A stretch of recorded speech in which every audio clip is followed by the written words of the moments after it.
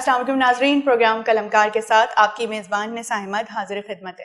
ناظرین، آج کے پروگرام کا آغاز میں اشفاق احمد صاحب کی ایک بات سے کروں گی کہ وہ کہتے ہیں کہ ہر چیز کا ایک صدقہ ہوتا ہے اور عقل کا صدقہ یہ ہے کہ جاہل کی بات کو برداشت کیا جائے۔ کیا خوب بات کہی ہے، بڑے لوگ بڑی باتیں، علمی باتیں کر کے چلے گئے۔ تو آج کے اس پروگرام میں ہم نے اپنے کچھ علمی اور ادبی دوستوں کو مدعو کیا ہے، تو ہم اردو ادب کے حوالے سے بات چیت کریں گے۔ تو سب سے پہلے میں اپنے معزز مہمانان گرامی کا تعارف کروانا چاہوں گی۔ ہمارے ساتھ آج اسٹوڈیو میں موجود ہیں جناب مجید رحمانی صاحب۔ آپ کالم نگار ہیں، سماجی تجزیہ کار ہیں، ایم اے سیاسیات اور ابلاغیات ہیں، LLB LLM ہیں۔ مختلف معروف ادبی حلقوں میں آپ کی موجودگی گاہے بگاہے رہتی ہے۔ تو ہم اپنے معزز مہمان جناب مجید رحمانی صاحب کو اپنے اسٹوڈیو میں خوش آمدید کہتے ہیں۔ السلام علیکم سر، کیسے مزاج ہیں آپ کے؟ بے حد شکریہ کہ آج آپ اسٹوڈیو میں ہمارے ساتھ موجود ہیں۔ بڑی خوشی کا باعث ہے۔ اس سے پہلے کہ ہم پروگرام کا گفتگو کا آغاز کریں تو ہمارے ساتھ ایک اور مہمان آج موجود ہیں اور بلوچستان سے ان کا تعلق ہے۔ اسپیشلی ہمارے پروگرام کی ریکارڈنگ کے لیے آج وہ یہاں موجود ہیں، اورنگزیب لاسی صاحب۔ اورنگزیب صاحب ادب کی دنیا میں ایک بڑا معروف نام ہے۔ آپ شاعر ہیں، افسانہ نگار ہیں، بلوچستان سے آپ کا تعلق ہے، MA اردو آپ نے کیا ہے اور MPhil آپ کا جاری ہے۔ مقامی کالج میں پروفیسر کی حیثیت سے آپ خدمات اپنی انجام دے رہے ہیں۔ 15 سال سے آپ کے افسانے اور نظمیں رسائل کی زینت بن رہے ہیں۔ تو ہم اپنے معزز مہمان جناب اورنگزیب صاحب کو اپنے اسٹوڈیو میں خوش آمدید کہتے ہیں۔ السلام علیکم سر، کیسے مزاج ہیں آپ کے؟ بہت شکریہ کہ آج آپ ہمارے اسٹوڈیو میں تشریف لائے۔ تو ہم بات چیت کا آغاز کریں گے۔ مجید صاحب، میں آپ سے گفتگو کا آغاز کرنا چاہوں گی کہ آپ کا تعلق صحافت سے ہے، آپ کالم نگار ہیں، تو اس سفر کا آغاز آپ نے کہاں سے شروع کیا؟ بہت شکریہ۔ یہ زندگی کا وہ دور ہے جب شعور کی منزلوں میں ہم پہنچے، اور طالب علمی کی دور، اور اس کے بعد جو اساتذہ سے سیکھا، جو اس معاشرے سے سیکھا، تو وہ جو شاعر نے کہا ہے نا کہ میں جو کچھ لکھ رہا ہوں، جو شاعری کر رہا ہوں، یہ سماج سے لیا اور انہی تجربات کو میں واپس لوٹا رہا ہوں۔ تو ہم نے کہا ہم کیا کریں، یا تو تخلیقی ہے یا پھر ابلاغ کا راستہ ہے۔ تو کالم نگاری میں نے 80s میں میں نے 80s کے وسط میں 83 84 میں نے ہم سے روزنامہ ہم نصرت پاپولر اخبار تھا، اس میں پھر تراجم کی دنیا میں آئے، کچھ اخبارات کے لیے، جرائد کے لیے میں نے تراجم بھی کیے، اور پھر کرنٹ افیئرس پر ایک لکھنے کا سلسلہ 80s اور 90s 80 اور 90 کے دونوں اشروں میں پھر یہ کچھ تعطل آ گیا، اور میں نے دیکھا کہ بھئی میں ابھی لکھنے کی پوزیشن میں، کیونکہ لکھنے سے پہلے پڑھنا ضروری ہے، بالکل، اور محض لکھنا جو ہے وہ آپ پڑھے بغیر نہیں لکھ سکتے۔ تو یہ پھر مجھے تعلیم مکمل کرتے کرتے ساتھ ساری زندگی انسان طالب علم رہتا ہے، کچھ ویرائٹیز رہیں، قانون کو بھی دیکھا، سیاسیات کے شعبے کو دیکھا، ابلاغیات کا ایسا ایک شعبہ ہے کہ جس میں آپ اپنے کتھارسس کر سکتے ہیں، اظہار ذات کر سکتے ہیں، آپ کے اندر جو چیز چھپی ہوئی، جو آپ کا ٹیلنٹ ہے یا آپ کے خیالات اور افکار ہے، اس کا اظہار کر سکتے. تو مجھے اس میں بڑا اچھا ایک موقع میسر آیا اور آگے پھر میں پڑھتا گیا. یہ آپ مزید سوالات پوچھیں گے انشاءاللہ میں تفصیل بھی. تو مجھے بتائیے کہ گھر کی جانب سے بھی آپ کو ہاں گھر کی جانب سے بالکل بالکل میرے جو بچپن ہے، میرے والدین چونکہ ایک مذہبی بیک گراؤنڈ رہا ہے، اور ہمارے یہاں سلسلہ یہ ہے کہ اب میں آپ کو بتاؤں کہ میری مادری زبان جو ہے وہ پشتو ہے، اور میری جو عرضی زبان ہے جو ہے وہ ہند کو ہے، اور میری ریلیٹیوز کی زبانیں پنجابی ہے، اور سندھ کی سرزمین پر میں پروان چڑھا ہے میرا ذہن بھی اور میرا شعور بھی. تو میں یوں کہتا ہوں کہ میری ماں بولی تو پشتو ہے، اور میری رومانس کی جو بولی گلیمر کی وہ اردو ہے، اور گیان بولی بھی اردو ہے، اور سندھی سے میں تراجم کے ذریعے میں روشناس ہوتا ہوں. تو میں سمجھتا ہوں کہ ہمارا ادب، ہماری جو زبانیں ہیں، ہمارا جو ادب ہے دنیا کی کسی بھی بڑے ادب کے مقابل لایا جا سکتا ہے. تو یوں میں گھر سے بھی مجھے یہ چیز ملی، اور پھر میری خوش قسمتی یہ کہ مجھے جو اساتذہ کرام ملے، اور وہ میں ناز کرتا ہوں، میں فخر کرتا ہوں کہ میں اس شہر میں، یہ شہر علم و دانش، اس نے میری ذہنی اور میری شعوری پرورش کی ہے. تو یہاں جو اساتذہ ایک طویل فہرست ہے، قانون کے شعبے کے ہوں، سیاسیات کے ہوں، پروفیسر خلیل اللہ صاحب ہوں، मतीन उर रहमान मुर्तज़ा साहब हों, डॉक्टर जमील जालवी क्या साहब बात है। हों, मैं समझता हूँ कि मैं बड़ा खुश नसीब हूँ। मैं आप समझे कि मैं नाबगाह रोजगार शख्सियात के ऐद में जिया हूँ। क्या बात है, बड़े लोगों के साथ आपको काम करने का मौका मेरी मिला। खुश नसीबी। ठीक है, औरंगजेब साहब मैं आपकी जानिब आऊंगी अब। आपका ताल्लुक बलूचिस्तान से है, बहुत ही प्यारा सूबा, बहुत सादे लोग, तो अपने बारे में थोड़ा सा कुछ बताइए, रोशनी डालिए कि कहाँ आपने परवरिश पाई और फिर अदब की जानिब आप किस तरह से यहाँ तक पहुँचे। जी, सबसे पहले तो मैं न्यूज़ चैनल का भी और आपका भी शुक्रिया अदा करता हूँ कि आपने हमें यहाँ मदऊ किया और इल्म व अदब पर बात करने की दावत दी। तो यह है कि मेरा ताल्लुक़ बलूचिस्तान के भी एक पसमानदा ज़िला लसपेला से है कि वहीं पैदा हुआ, पला बड़ा, वहीं पे मैंने तालीम हासिल की।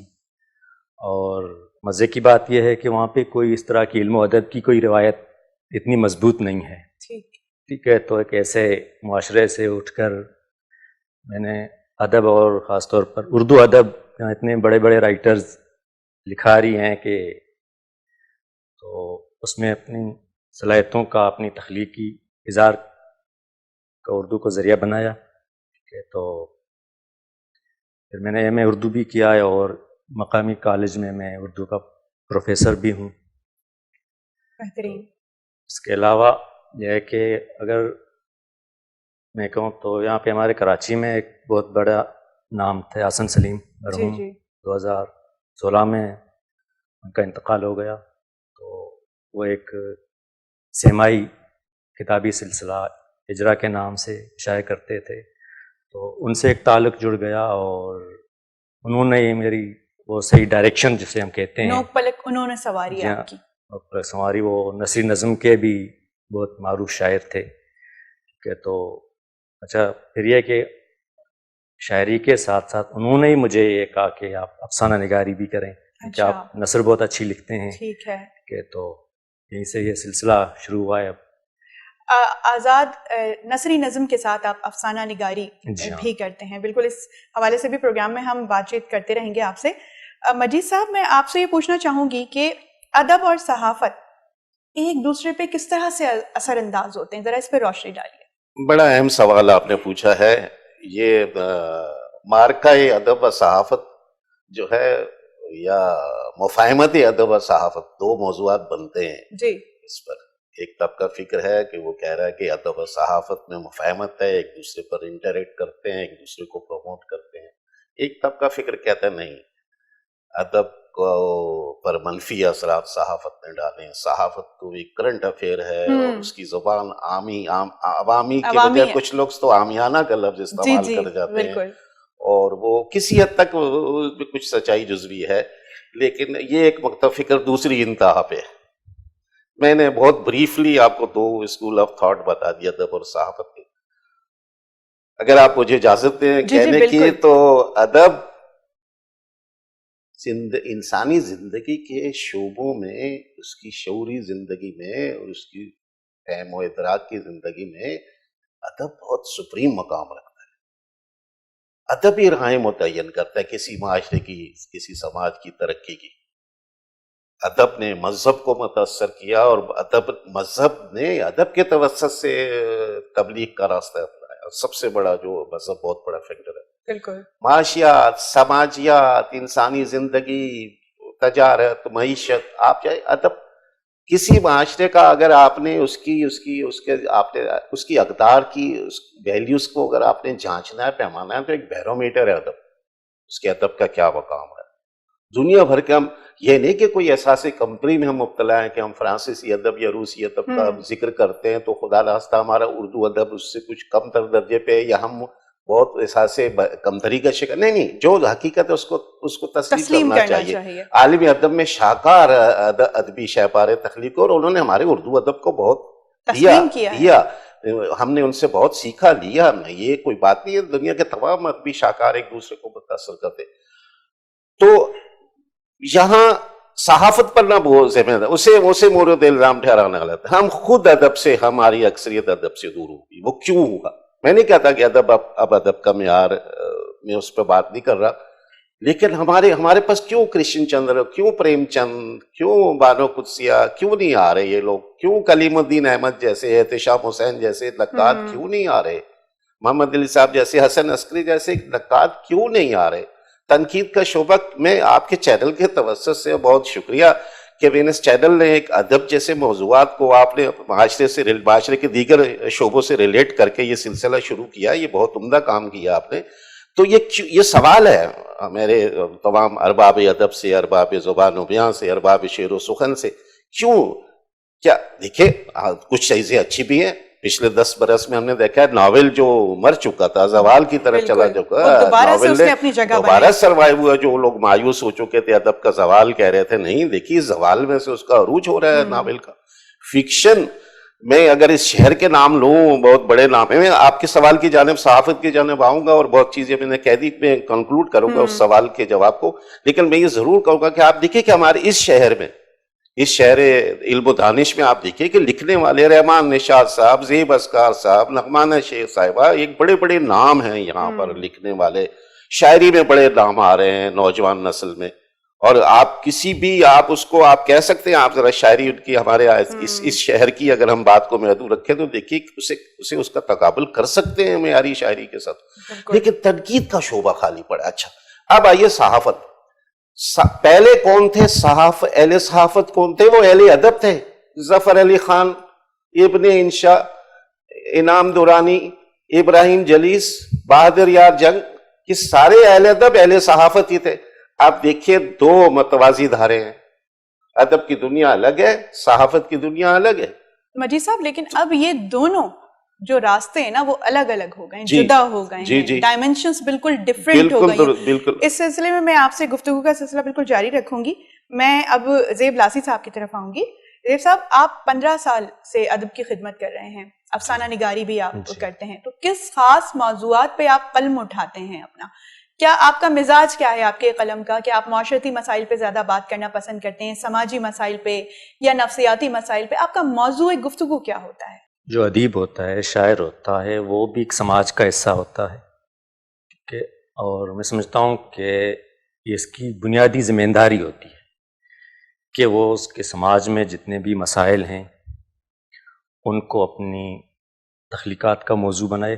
جس طرح میتھیو آرنلڈ نے کہا ہے کہ ادب تنقید حیات ہے، ٹھیک ہے، تو چاہے شاعری ہو، چاہے ناول ہو، چاہے افسانہ، ٹھیک ہے، یہ اس کی بنیادی ذمہ داری بنتی ہے کہ وہ ان موضوعات کو، ان مسائل کو جو ہمارے معاشرے میں موجود ہیں ان کو اپنے موضوعات کو یا اپنے تخلیقی اظہار کا ذریعہ بنائے. قلم کے ذریعے لوگوں تک پہنچائے، کیونکہ ادب ہی وہ مؤثر ذریعہ ہے بالکل جو ڈائریکٹلی اور انڈائریکٹلی، ٹھیک ہے، ہمارے ذہنوں کو بدلنے کی صلاحیت رکھتا ہے. تو یہ اس کی بنیادی ذمہ داری ہے ادیب کی کہ وہ تمام مسائل، چاہے سیاسی ہیں، سماجی ہیں، معاشی ہیں، جس طرح کے بھی ہیں. تو پہلا افسانہ آپ کا کہاں، آپ کو یاد ہے اب تک کہ پہلا افسانہ جب آپ نے لکھا تو وہ کس رسالے کی زینت بنا اور آپ نے کہاں پیش کیا؟ جی میرا پہلا افسانہ اجرا میں چھپا تھا، حسن سلیم مرحوم کا جو رسالہ تھا اس میں. تو ظاہر میں ایک ترقی پسند نقطۂ نظر رکھتا ہوں، تو اسی طرح کے افسانے لکھتا ہوں، اور جو میری نظمیں ہیں وہ بھی زیادہ تر انہی موضوعات کو بیان کرتی ہیں. مجید صاحب میں آپ کی طرف واپس آتی ہوں. صحافت کے حوالے سے بات ہو رہی تھی کہ ادب اور صحافت اب بالکل دو جداگانہ راستے بن گئے ہیں. تو اس وقت اس دور میں یہ دونوں چیزیں ایک دوسرے سے کنیکٹڈ کیوں نہیں ہیں، جبکہ دونوں کا ایک دوسرے سے بہت زیادہ گہرا تعلق ہے؟ کیا ادب بھی سیاست کا شکار ہو چکا ہے؟ بہت آپ نے درست بات کہی. میں اگر اس کو آدھی یہ سچ کو پورا سچ بنا دوں کہ ادب بھی سیاست کا شکار ہو گیا، صحافت سیاست کا زیادہ شکار ہو گیا. اچھا، ہاں، تو بات پوری 100% میرے خیال سے یوں ہو جائے گی، آپ بھی اس میں شامل ہیں کہ ہمارا یہ نقطہ نظر ہے کہ ادب اور صحافت دونوں سیاست سے، میں آلودہ کا لفظ استعمال کروں گا، مثبت سیاست ہو، مثبت سیاست ادب کو متاثر کرتی ہے. میں بھی مثال دوں گا، مثبت سیاست صحافت کو مثبت متاثر کرتی ہے، اس پہ پازیٹیو اثرات آتے ہیں. سیاست نگیٹو ہو جائے، منفی ہو جائے، وہاں اقدار کی ویلیوز کی کوئی کوئی اس کی ترجیحات نہ ہوں. جہاں کمرشلزم آ جائے تو وہی کمرشلزم ہے، پر اس وقت کے اس عہد کے ادب میں بھی دکھائے گا، وہی کمرشلزم ہمیں جو ہے صحافت میں بھی دکھائی دے گا. بالکل. اب ہم اپنے گھر کی بھی بات کریں، اہل ادب بھی، ان کی بھی کوتاہیاں غلطیاں ہیں، وہ بہت ساری کوتاہیاں ہیں. اہل صحافت کی بھی اپنی کوتاہیاں، لیکن ہم اس سماج میں جو پچھلے 50 برس میں، نصف صدی میں جو دنیا بھر میں جو تبدیلیاں آئی ہیں، ہم جو منظرنامہ عالمی تبدیل ہوا ہے، نیو ورلڈ آرڈر، میں تو کہتا ہوں کہ ہر 10 برس کے بعد، ہر عشرے کے بعد ایک نیو ورلڈ آرڈر ہے.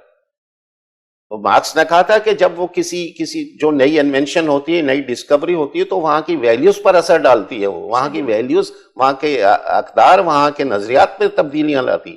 ہم نے مجھے اعتراف کر لینا چاہیے، ہمیں اعتراف، اہل قلم کو، قلمکاروں کو، جو پروگرام کا آپ نے نام رکھا ہے، قلمکاروں میں ادیب، شاعر، صحافی، نقاد، بہت جامع آپ نے ٹرمینالوجی استعمال کی، بہت خوب. اس قلمکار میں سب سوچنے اور لکھنے والے ہیں. بالکل. تو ہم نے جو گرد و نواح میں دنیا بھر میں جو تبدیلیاں آ رہی ہیں، ہم نے ان تبدیلیوں کا، کورونا کی مثال لے لیجئے. ہم دیکھیے کچھ چند لوگ ہیں جنہوں نے شاہپارے ادب کے تخلیق کی، افسانے میں بہت اچھے افسانے آئے، شاعری کی گئی، ممکن ہے ناول کا موضوع بھی بنے یہ. لیکن ایسا صحافت میں، اب میں بات کنکلوڈ کر رہا ہوں، صحافت میں بھی جب کمرشلزم آیا تو پھر اس نے ادب پر اثرات ڈالے، ادب نے خود سیاست سے منفی اثرات لیے. تو یہ ساری چیزیں جو ہیں ایک گنجلک ہو گئی ہے، سارے یہ باتیں. تو اس پہ اہل ادب پر بہت زیادہ ذمہ داری. دیکھیں جہاں بھی کہیں انقلاب آیا ہے، کسی جگہ سماجی انقلاب ہے، دنیا بھر کی مثالیں لیجئے، تو وہ اہل ادب نو کے قلم سے انقلاب کی چنگاریاں نو کے قلم سے پھوٹی. بالکل بالکل. آپ اقبال کی، میں ہمیشہ اپنے پروگرام میں اقبال کی شاعری کا تذکرہ کرتی ہوں، تو ان کے قلم سے جو اشعار لکھے، جو تحریریں نکلی، اس نے آپ دیکھیں کہ کیا نئی روح پھونکی اور کس طرح لوگوں کی سوچ کو ایک ڈیفرنٹ ڈائمنشن میں موڑ دیا. بالکل بالکل. زیب صاحب، میں آپ سے یہ پوچھنا چاہوں گی کہ آپ مختلف ادبی تقریبات میں جاتے ہیں، اپنا کلام پیش کرتے ہیں، تو کیا کبھی دقت پیش آئی؟ چونکہ ہمارے یہاں ادبی جو تقاریب ہوتی ہیں اس میں بڑے بڑے نام پائے جاتے ہیں، اور نارملی ایسا ہوتا ہے کہ اسٹیج کے اطراف میں وہی لوگ ہوتے ہیں، تو تھوڑا سی دقت کا سامنا کرنا پڑتا ہے آپ کو آگے کی جانب آنے کے لیے. قبول کرتے ہیں وہ لوگ آپ کو؟ پورا بیک گراؤنڈ بتاؤں تو پہلی بات تو یہ کہ ظاہر ہے جہاں سے میرا تعلق ہے وہاں اس طرح کی کوئی روایت نہیں ہے. ٹھیک ہے. تو اور دوسری بات یہ ہے کہ چونکہ میری مادری زبان سندھی ہے اور میرے تخلیقی اظہار کا جو ذریعہ وہ اردو ہے، روزگار کا ذریعہ بھی ہے، ٹھیک ہے، تو ظاہر ہے پھر اپنے آپ کو منوانے کے لیے تھوڑی وہ تو کرنی پڑتی ہے نا. ٹھیک ہے. اور آپ کسی بھی فیلڈ میں دیکھیں اتنی آسانی سے اب راستہ نہیں ملتا. آپ تدریس کے شعبے سے بھی وابستہ ہیں، اور اس وقت ایک مقامی کالج میں آپ پروفیسر ہیں، فرائض انجام دے رہے ہیں.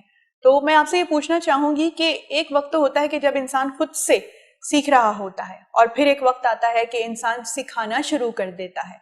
تو یہ جو تجربہ ہے سکھانے والا، یہ آپ کو کس طرح سے لگتا ہے؟ اچھا زیب صاحب، ہمارا ایک وقفے کا وقت ہوتا ہے ابھی اس وقت، تو میں اس سوال کو یہیں سے جاری رکھوں گی. تو ناظرین، آپ نے کہیں بھی نہیں جانا ہے، ہمارے ساتھ رہنا ہے. ہم واپس آتے ہیں ایک چھوٹے سے وقفے کے بعد.